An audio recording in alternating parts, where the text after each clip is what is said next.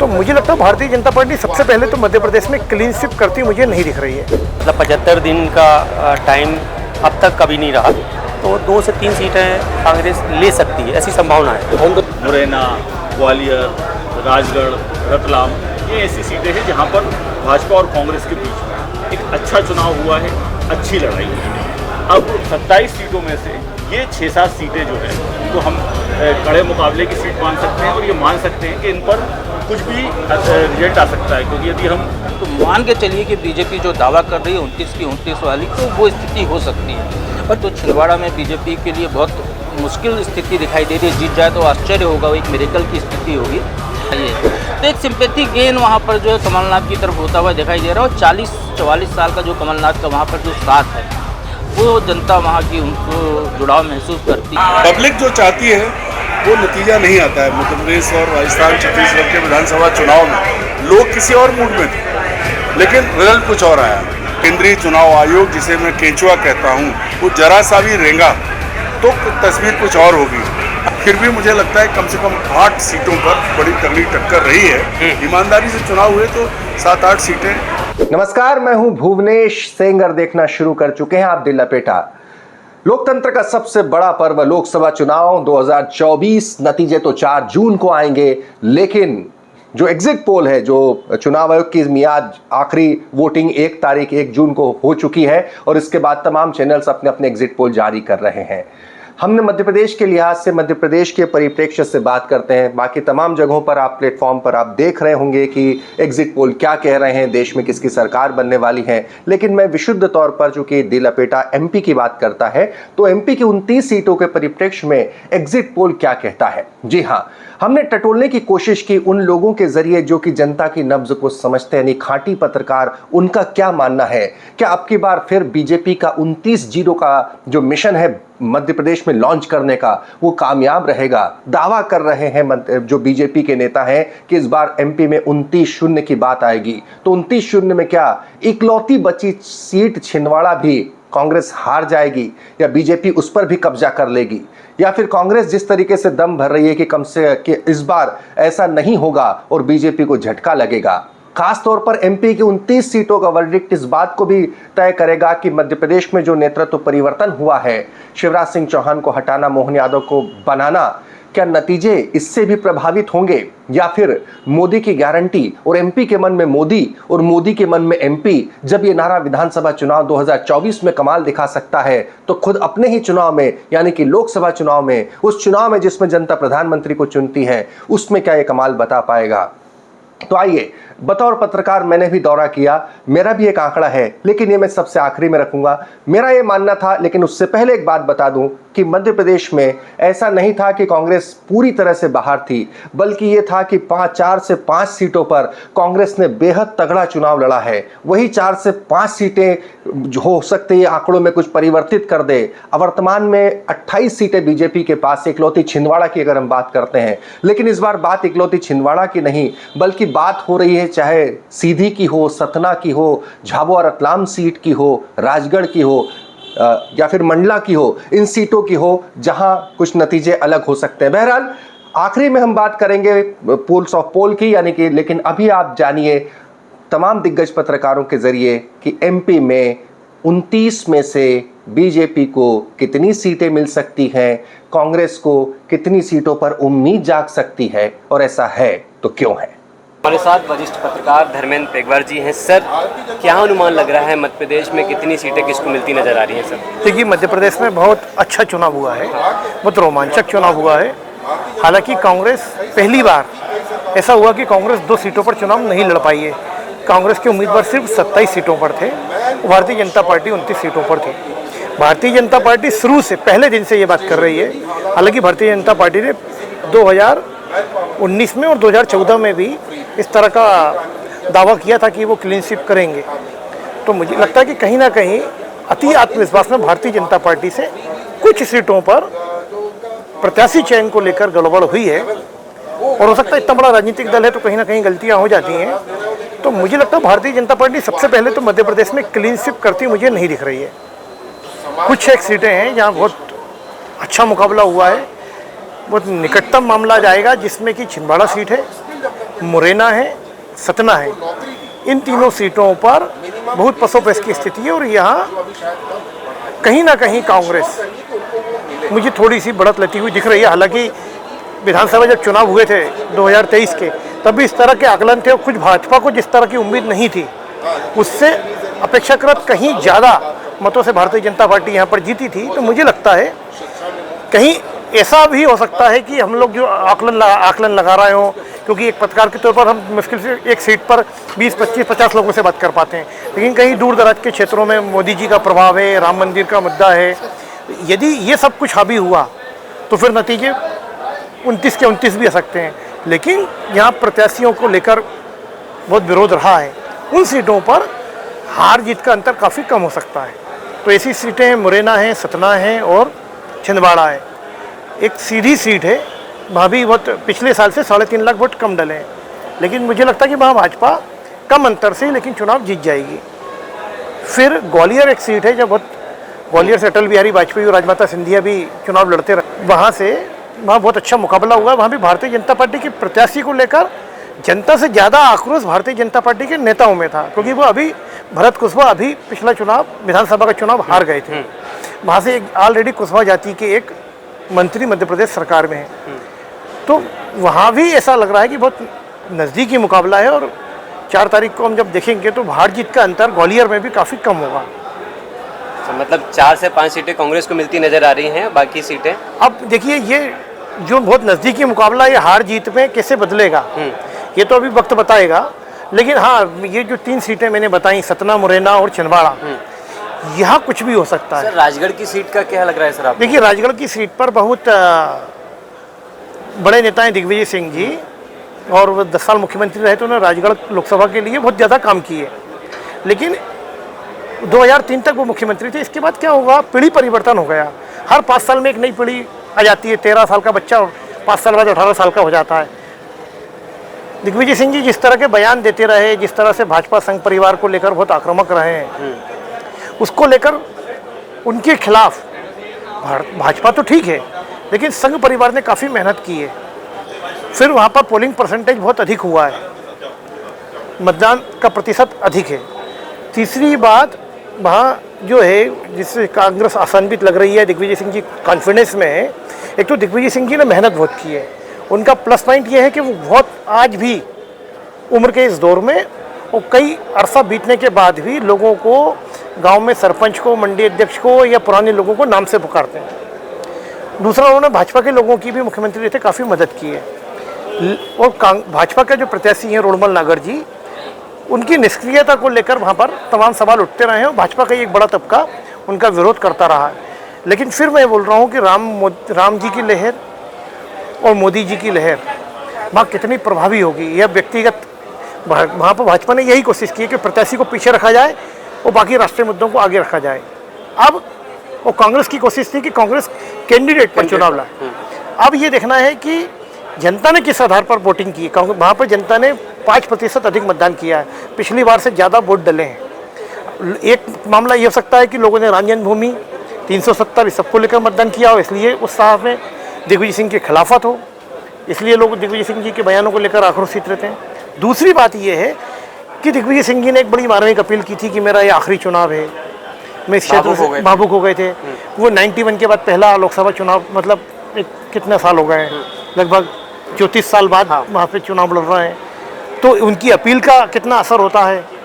कुछ लोग बोल रहे हैं कि चूँकि उनका आखिरी चुनाव है, 31 साल बाद राजा साहब चुनाव लड़ रहे हैं, उन्होंने क्षेत्र के लिए बहुत किया है, तो बाकी सब चीज़ें गौण हैं। सरकार तो केंद्र में बनी रही है भारतीय जनता पार्टी की, तो एक सीट राजा साहब को दे दी जाए। देखते हैं 4 तारीख को। 4 तारीख को नतीजे बताएंगे, बल्कि अनुमान ये है 3 से 4 सीटों पर कांग्रेस लगभग 3 से 4 सीटों पर कांग्रेस निश्चित तौर पर मजबूत है। हमारे साथ वरिष्ठ पत्रकार और पॉलिटिकल एनालाइज करने वाले व्यक्ति राजीव सोनी जी हमारे साथ मौजूद हैं। सर, मध्य प्रदेश में लोकसभा चुनाव हो चुके हैं, क्या स्थिति लग रही है, कौन सी पार्टी मजबूत है और किसकी कितनी सीटें आने का अनुमान है सर? देखिए, ऐसा है कि मध्य प्रदेश में ये वाला चुनाव लोकसभा का तो सबसे लंबा चल गया, मतलब 75 दिन का टाइम अब तक कभी नहीं रहा। और जहाँ तक मजबूती कमजोरी की बात है तो मजबूत स्थिति में तो भाजपा ही है बेशक। अभी भी उसके पास 19 में 28 सीटें जीती थी और 14 में उसके पास 27 सीटें थी। इस बार इन लोगों का संकल्प है कि 29 सीटें जीतेगी, लेकिन एंटी इनकम्बेंसी और दूसरे लोकल प्रत्याशी को लेके कारण, जातिगत समीकरण, क्षेत्रीय समीकरण, कई चीज़ें ऐसी होती हैं। तो कांग्रेस उस आधार पे दावा कर रही है कि कम से कम 8 से 10 सीटें वो जीतेगी, लेकिन मुझे ऐसा लगता है कि 2 से 3 सीटें ऐसी हैं, मतलब 10 से 12 में ये लोग कह रहे क्लेम कर रहे हैं और 8, 6, 7 सीटों पे संघर्ष की स्थिति बन रही है। तो मुझे लगता है कि 50% भी आप नीचे करेंगे तो 2 से 3 सीटें कांग्रेस ले सकती है, ऐसी संभावना है। कौन कौन सी सीटों पर सर अनुमान लग रहा है, कौन सी सीट मजबूत है कांग्रेस की सीट पर? एक सीट कांग्रेस की वो जो पारंपरिक सीट है जिस पे उसका लगभग 5 दशक से कब्जा है, एक आध बार उपचुनाव छोड़ दें तो छिंदवाड़ा है। छिंदवाड़ा में उनका एक लाइव संपर्क है, सभी से घरों घरों संपर्क है, छिंदवाड़ा को अपन ले सकते हैं। दूसरी जैसे मुरैना है, ग्वालियर है, धार है, रतलाम है, 1-2 सीटों के नाम और ले सकते हैं अपन। इन सीटों पे वो चुनावी ऊँट किस तरफ बैठ जाएगा कह नहीं सकते।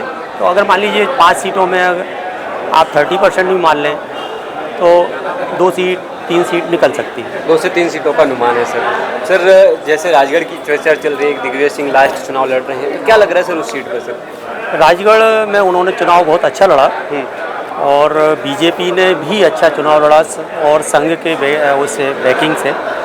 राजगढ़ सीट संघ की पारंपरिक सीट है तो, और संघ का बहुत पुराना काम है, कांग्रेस भी जीती है वहाँ से, लेकिन मुश्किल है, थोड़ा सा मुश्किल लग रही है सर।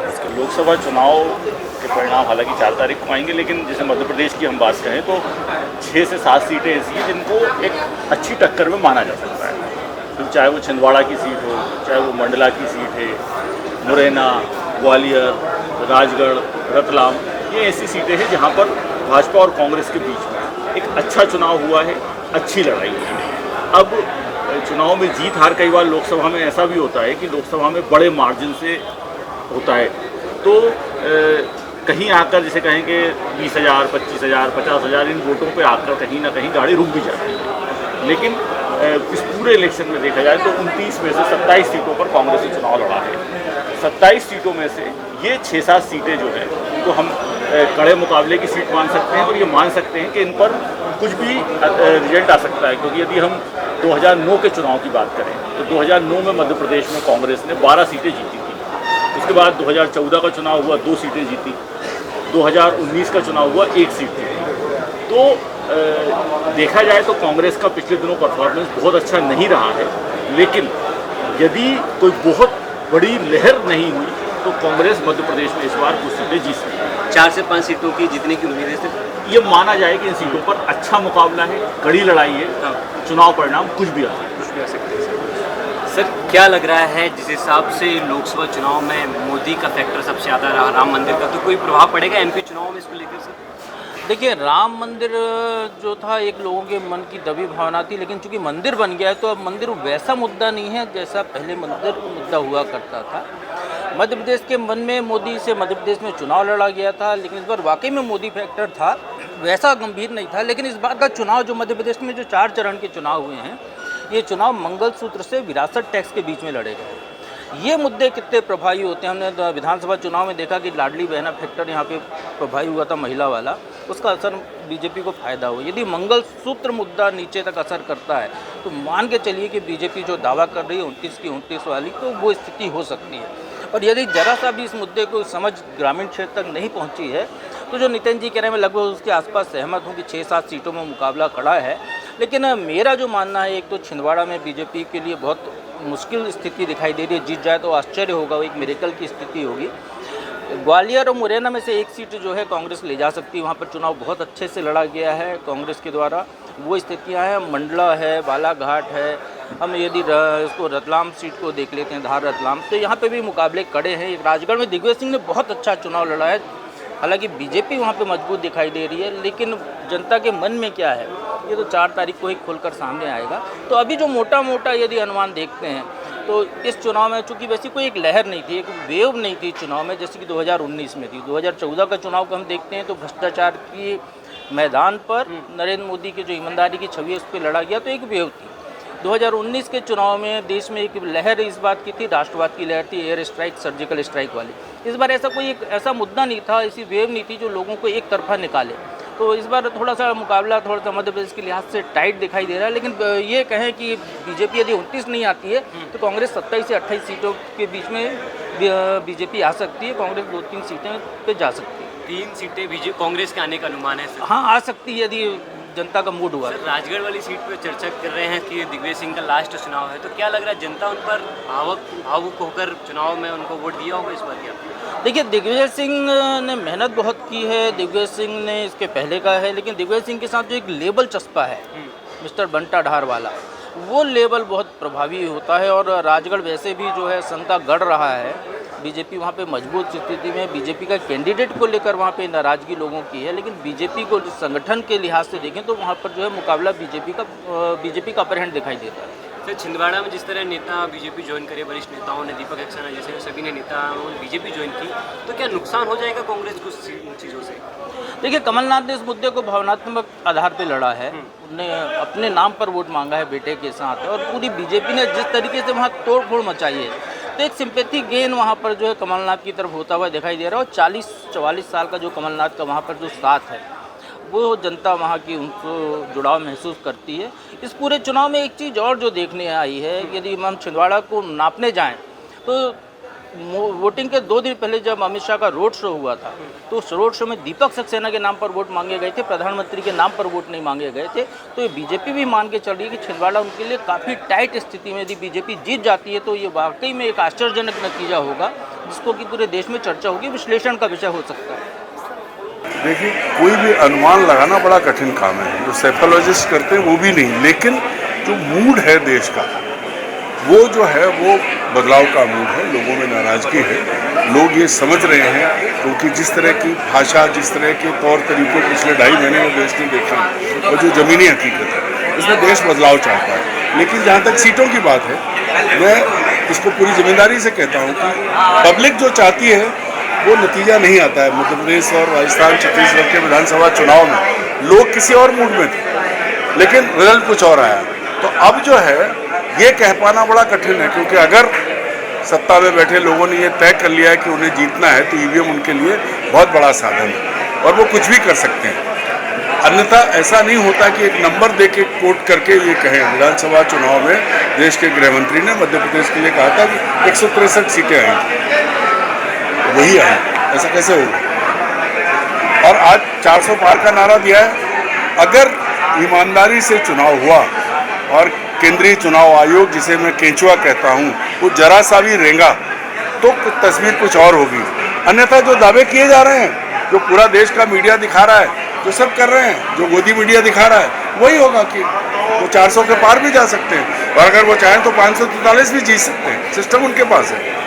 एमपी में क्या स्थिति लग रही है सर, एमपी की आपको? सर, एमपी में जिस तरह का चुनाव, देखिए कांग्रेस चुनाव नहीं लड़ी है मध्य प्रदेश में। सबसे बड़ी बात यह है कि कांग्रेस ने चुनाव नहीं लड़ा है, लोग चुनाव लड़े हैं। जो कैंडिडेट ताकतवर थे वो चुनाव लड़े हैं। कांग्रेस कहीं नहीं थी और कांग्रेस लगातार नीचे जाती गई।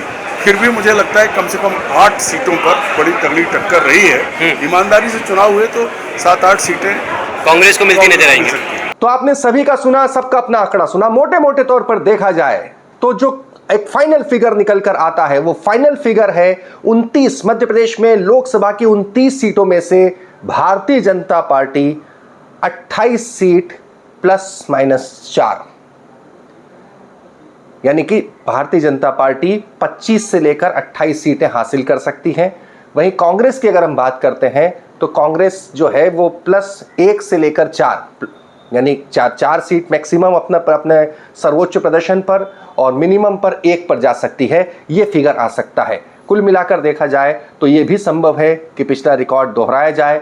कुल मिलाकर ये भी संभव है कि 1, 2, 3, 1 से लेकर 4 सीटों तक का झटका लग सकता है, और 1 से 4 सीटों तक कांग्रेस अपना प्रदर्शन संभाल सकती है। इन तमाम पत्रकारों के नज़रिए से जो कुछ हमने देखा, सुना, समझा और जाना, और जिस आंकड़ों को समझा, वो यही कहते हैं असली नतीजे 4 जून को आएंगे। हाँ, जाते जाते एक बात और बता दूं, 4 जून को यूँ तो आप तमाम प्लेटफॉर्म पर पूरे देश के नतीजे देख रहे होंगे, लेकिन 29 सीटों पर सबसे तेज, सबसे सटीक और सिर्फ एमपी की सीटों को अगर आप नतीजे जानना चाहते हैं तो दिल लपेटा को जरूर सब्सक्राइब करें।